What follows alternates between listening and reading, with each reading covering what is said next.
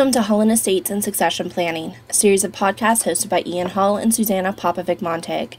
The podcast you're listening to will provide information and insights into estate planning in Canada from the offices of Hull & Hull in Toronto. Here are Ian and Suzana. So we last week actually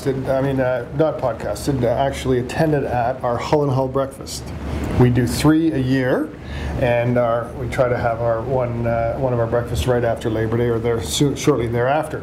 And we have that online, and we've got the video of the full text of the podcast breakfast. So if you're interested in looking at that, please feel free to go onto our webpage, and it's easy to find. That's for sure.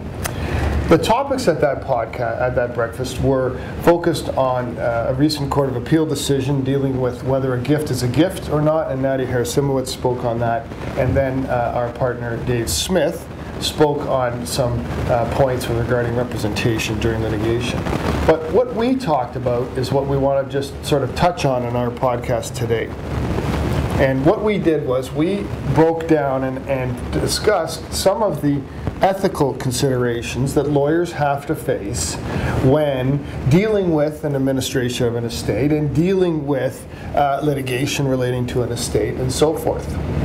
So to sort of introduce that concept so that we're not lone wolves and the only ones out there thinking about this, I noticed, Suzana, you noticed something from the Ontario Bar Association, or the OBA, their Canadian counterpart, the Canadian Bar Association, which had their annual meeting in Halifax in August. And one of the neat things that was referred to there, Ian, was the fact that it's one thing for us to say that we as practitioners struggle with these ethical issues, but even the higher up, so to speak, the judges, when they're doing judicial mediations, or when they're mediating not as judges but as themselves, they also struggle with a lot of these kinds of same issues that we do. Well, that's right. And the Chief Justice of the court, not the Chief Justice of the court, the Chief Justice of the court was actually at the seminar as well, but the Chief Justice of the Manitoba Court, who heads the Canadian Judicial Council, which is a body that supervises the judges, and so to speak, spoke at the Canadian Bar Association and talked about the ethical dilemma of judges also mediating, and when they will step into a scenario where they are taking on the role as a mediator, as opposed to the classic role when they're sitting as judges. And there's a great video link to it on the Canadian Bar Association webpage, and some of the other sort of sound bites that came out of their considerations. But I thought it was a really well thought out and important discussion to have, because we do get involved with lots of cases where a judge are judicially essentially stepping in the role as mediators, and we see it a lot in the estates realm. And the concern, we know this from the article and from the discussions that were had there, was this concern about being viewed as impartial. Judges, that when they sit on the bench, have to be the arbitrators of final determination, and so they have to be impartial, or seem to be impartial.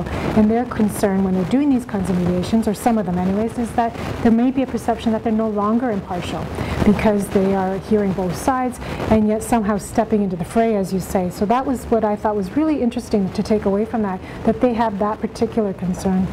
And it surprises me, because any judicial mediations that have been sort of assisted with in my practice, that watering down of neutrality and essentially watering down of their stature by allowing them to sort of step behind the bench and talk to people like people, as opposed to pronouncing. That's right. It was a really interesting observation, and one that I think we can't forget when we ask our clients to consider whether or not they want to have a judicial mediation, as opposed to what is a more conventional approach, certainly in Ontario here, and that is that we have private mediators. Mm-hmm. Either they're former judges, for sure, but they're mediators and they're no longer sitting on the bench, or it's individuals with expertise in certain areas.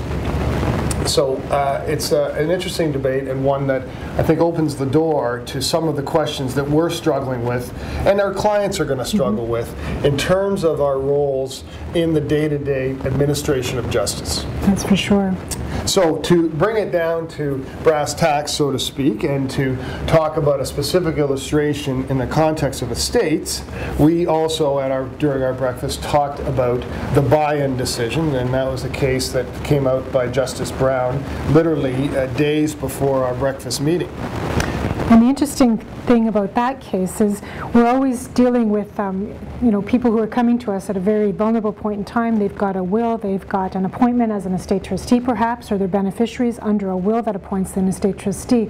And the question that we see in many cases is this one of confidentiality.